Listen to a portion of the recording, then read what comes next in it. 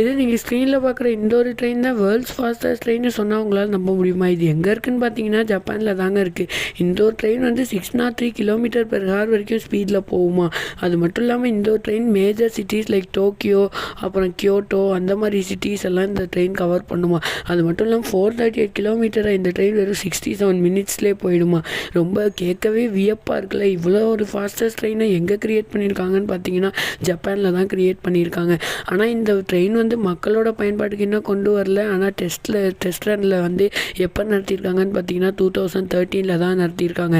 இது வந்து world record பண்ணது 603 km. அது மட்டும் இல்லாமல் இந்த ட்ரெயின் எப்படி ஒர்க் ஆகுதுன்னு பார்த்தீங்கன்னா மேக்னெட்டிக் ஃபீல்டை கொண்டு தான் ஒர்க் ஆகுது. இந்த ட்ரெயின் வந்து மேக்னெட்டிக் ஃபீல்டை கொண்டு தான் ஒர்க் ஆகுது. அதே மாதிரி நீங்கள் ஸ்க்ரீனில் பார்க்குற மாதிரி அர்த்தத்தை மேக்னெட்டிக் ஃபோர்ஸ்னால அர்த்தத்தை இதுக்கு இழுத்துட்டு போகுது. இது மற்ற ட்ரெயின் மாதிரி வீல் வந்து ஓடாது. ஆனால் வீல் வந்து மேலே தூக்கிட்டு அப்படியே ஃப்ளோட் ஆகிற மாதிரி இந்த ட்ரெயின் போகிறனால தான் மிக வேகமாக போகுது.